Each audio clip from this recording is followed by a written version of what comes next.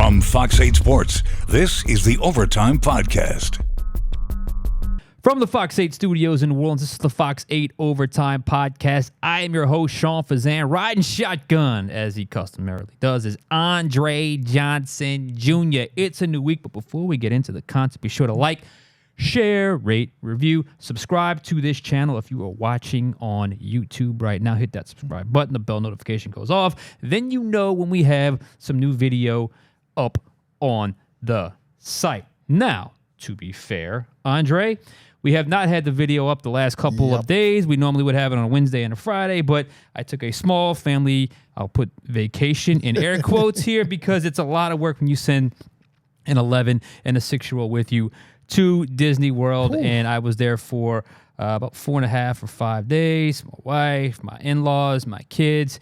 We had a blast, but I'm here to tell you, it is a lot of work. My body was sore after walking all that day in and day out of all the amusement parks and all the areas of Disney World. But that's why we weren't on the air Wednesday and Friday of last week. But we are back to our regular routine this week. So first and foremost, how are you, my friend? Did you have a good weekend? I had a great weekend. You know, it was NBA All-Star. So with the lack of New Orleans Pelicans basketball going on right now, I tuned into the All-Star festivities. You know, it was fun at times. You know, Saturday night, three-point shootout was great. Mm-hmm. Steph Curry versus Sabrina Ionescu was incredible. The slam dunk contest was a bit of a step down for me in the All-Star game. It's what the All-Star game is at this point. Yeah, they top 200. So congratulations to everyone out there who likes that sort of thing. Yeah. But that's a different topic for a different day. We have now moved into the post-Super Bowl. NFL offseason is officially here, and there's different sort of sections of the NFL calendar, and there's going to be a lot of draft talk coming up. But before the draft, honestly, is free agency. The Saints have some big decisions to make. So, Andre, where should we go with the big picture today? I'm thinking we should go free agency. I'm with you because, like you said, it's almost decision time for the Saints. They've got some major choices coming up when it comes to players already on this roster. I believe you have a list of players who could be on the go or staying. Yeah, listen, we're going to have a pod at some point on some other players, some other rosters that could be available. The Saints might have some interest in. But for this pod, we're going to look inward at the Saints' current roster and who is currently up for free agency once March arrives, which is when the new league year begins. We know they got to get cap compliant. They will do that, and we will have a whole other pot on that as well. Oh, yeah. But because there's a lot of cap Houdini that has to happen, but not something we're totally unaccustomed to. We understand that's what they do. But let's start there. Saints inward free agents, big picture. Some would call this good news. I just call it reality. Honestly, now, there isn't a person on this list the Saints should fear losing. There are no game changers, at least in terms of unrestricted free agents. There is no Trey Hendrickson or Caden Ellis or Marcus Williams, guys that are going to get a lot of attention on the open market and would be a serious detriment to the Saints if they lost that player. But the reality is there are some decisions that have to be made. So we're going to read off this list right now, so bear with me with the unrestricted free agents. Jameis Winston, Andrus Peat, Malcolm Roach, Zach Bond, Ike Yadam, Max Garcia, Lonnie Johnson, Ugo Amade, Jimmy Graham, Ty Summers, Keith Kirkwood, Trey Turner, Eno Benjamin, Billy Price, Cam Irving, Kyle Phillips, Ryan Connolly, Jonathan Abram. Restricted free agents, Andrew Dowell, who may or may not be an unrestricted or restricted. There's a little bit of a technicality there. Regardless, he's some kind of free agent. Adam Prentice, Shamar Jean-Charles, Rashid Shaheed, who is an exclusive rights free agent, Lynn Bowden, and P.J. Mustipher, the defensive lineman. I believe that totals about 24 players that are some form of a free agent for the Saints. Again, big picture, that list is not going to be one of those. If you lost any of those guys, it would be a serious detriment to the Saints roster. But nonetheless, there's probably a few guys they're going to want to bring back. And 24 may seem like a big number, but honestly, when you deal with a lot of one-year deals, it's not the worst I've seen. And honestly, the names aren't terribly crippling if the Saints will lose them, as I mentioned. So that's what we'll begin here today. Of those guys on the list you named, the 24, when you start to think, who could the Saints move on with? Who could the Saints let go? who would you prioritize in keeping in the black and gold of those guys? Yeah. This might surprise some of y'all. I got a few names here.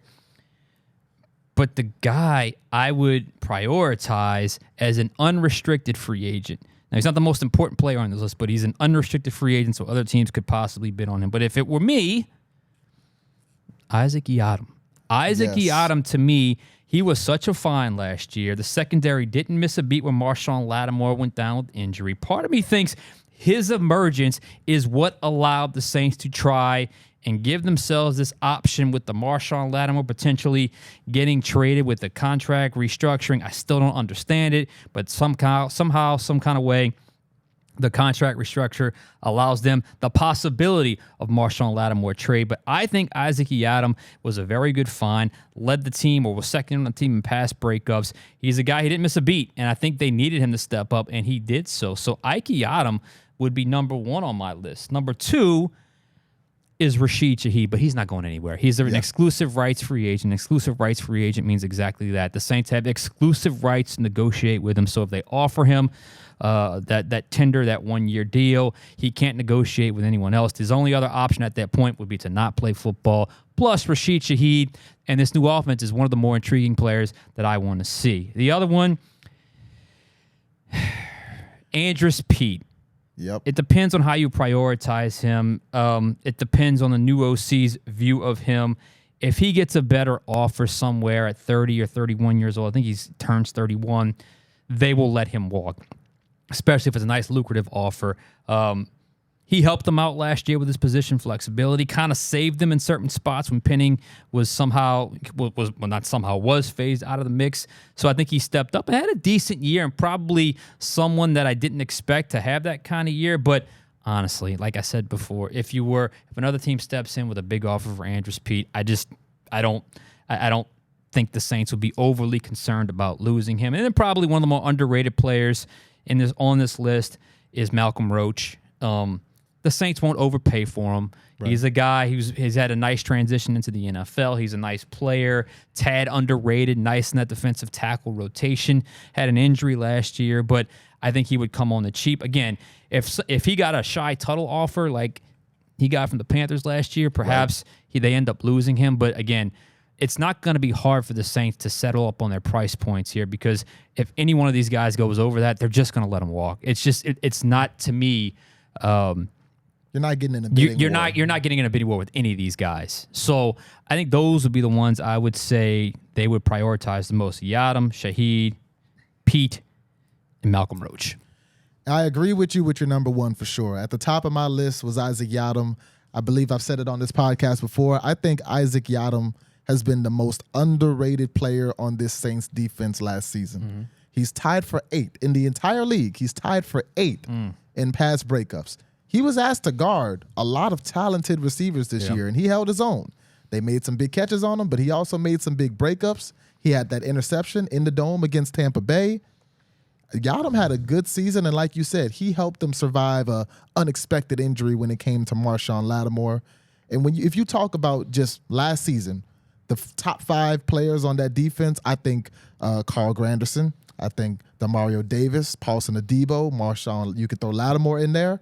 But I think Yiadom's name has got to be in there. If you're talking about the top 5 players on defense last season, he played that well. I would like to see him stay in black and gold. The second player on my list, another guy you mentioned, Andres Pete. The interesting thing about him on this list is he's making a lot more than everybody else. Yeah. Everybody else on this list had made about $1 million on average last year. Andres Pete's making about $11 million. So like you said, 30 years old, if you can keep him for the low, the versatility that he brings is valuable.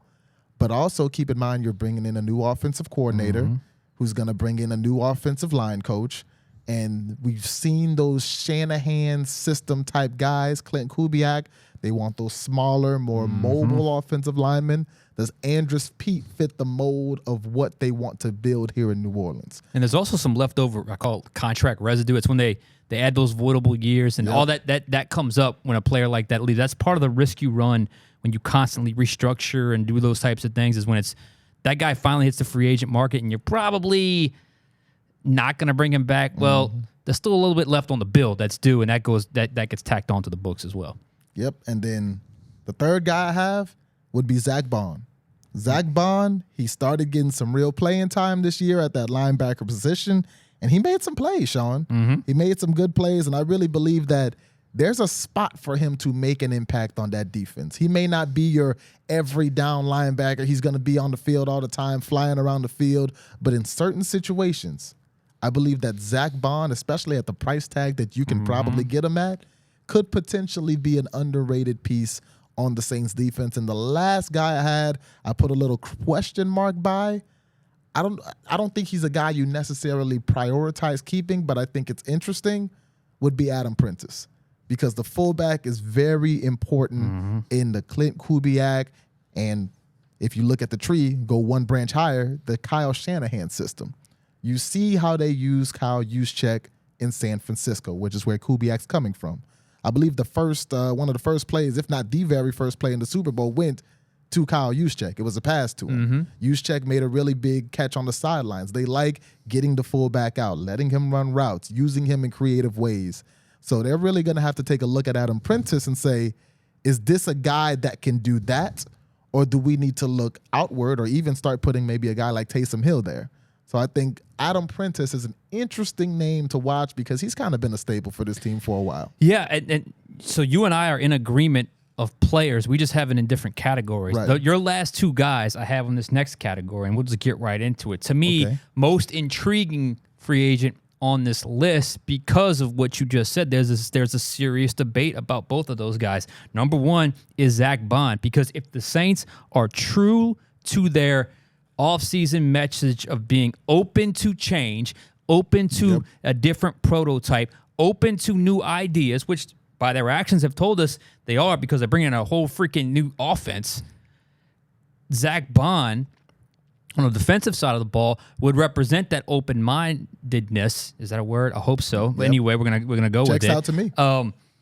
He's an undersized pass rusher who has been effective on the edge as a pass rusher. If you bring him back, he is specifically, in my opinion, a pass rusher. Maybe he can help out on special teams. That is his natural position. That's what he excelled at in college. The stack backer thing they've tried to do with him did not work. He can play a little bit of Sam, but Sam, against a base offense, you're playing close to the line of scrimmage. But when you're on the field, in passing situations, Zach Bond can get after the passer. So to me, his lack of play almost helps in this regard because pass rushers, guys that can truly rush the passer, get paid on the open market. They think he can rush the passer. They know he can do it. He's been effective in that regard. But other teams aren't going to look at Zach Bond and say, let me have that pass rusher. At least I don't think so. If they did, congratulate him and have a nice career. But you mentioned it. To me, Zach Bond would be very cost effective, could be a very low risk, high reward type player, especially if you go a full season with him on the edge. Just a specialist. And let's just say it doesn't account for a lot of defensive snaps, but you get him back on a 1-year deal, very cost effective, 1, 2, 3, whatever it is. I don't know what his market value would be, but clearly in this case it would be low, cheap. And he gives you 4 sacks, and he gives you 10 pressures. To me, that is worth it, and that's a guy you moved up in the draft to get. So Zach Bond, to me, is an intriguing player. The other one is who you just mentioned, Adam Prentice. Yep. We know the fullback matters in this new offense. All you had to do was watch the Super Bowl, and I watched a lot of the 49ers this year, went back and watched a lot of the tape. There is no other offense that utilizes the fullback with such regularity and consistency, and the 49ers did with Kyle Juszczyk. The question becomes, is Prentice, is he a Juszczyk? Right. I have my doubts. He kind of reminds me of a little bit of an old school fullback, a little bit of like a sixth offensive lineman, blocking type. He's caught a couple passes here and there, little short things. I remember the Tampa Bay game a couple of years ago, the play that went sideways that flipped the game around and really cost the Saints the division back in 2022 was when they threw the pass to Adam Prentice. Is he the type of fullback Kubiak wants, or is it more of an H-back type that he likes? Is he versatile enough? Can he do enough? He's a restricted free agent, I believe. I have him under the restricted column, but I'll have to double check on that. Can he do enough in that regard, or is a guy like Taysom Hill better fit for that mold? Certainly feels like that would be a guy that you can take the use check model and beyond with Taysom Hill, or is Adam Prentice a guy you bring back, see what he can do, but then when you get into your game planning, into your look of what you're seeing within the offense and training camp to see someone that survives. If not, look, he's a restricted free agent, so it's a 1-year tender, so it's not going to cost a whole lot to bring him back. Was there a better option on the open market? I don't know. Maybe Kubiak has somebody in mind. Again, these are fullbacks. They're not going to break the bank. Maybe he has somebody in mind that he can bring in to New Orleans. The couple other players I have intriguing-wise, Lynn Bowden. He's an exclusive rights guy. Yep. I liked him. He's a guy that showed a spark, got some speed. He can run that jet sweep. He can run that end around. He showed a willingness to block. Again, exclusive rights. I hate to use this term because of how much money it is to the common person, but dirt cheap in football terms. Right. And then there's the Jameis Winston debate, which we have already potted about. We have a couple of times. There are people please do. There are people suggesting that when the grand scheme of things and Jameis lays out his options, that the Saints may be his best option. Possibly, but that is ignoring the fact that, or that is assuming the Saints would want him back as their number 2, which I'm not sure is a guarantee. Like I said, we've already discussed both Jameis and Jake Haener.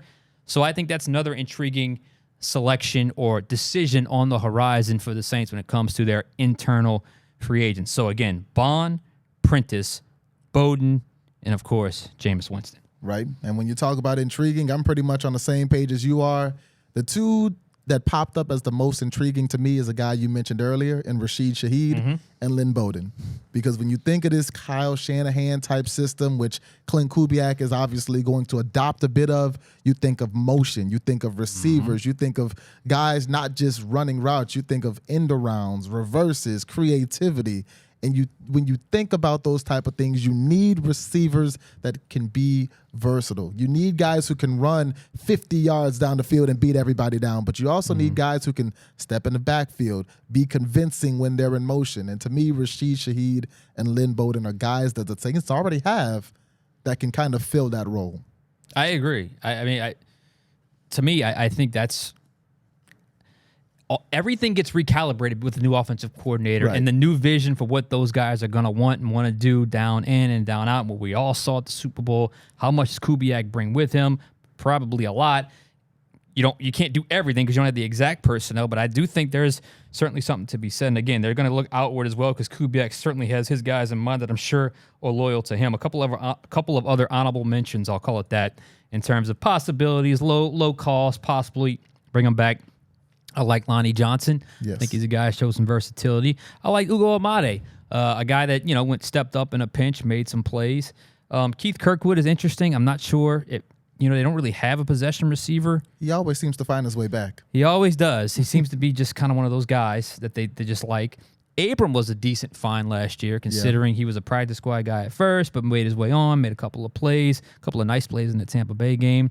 So those are a couple of other. Max Garcia, Cam Irving.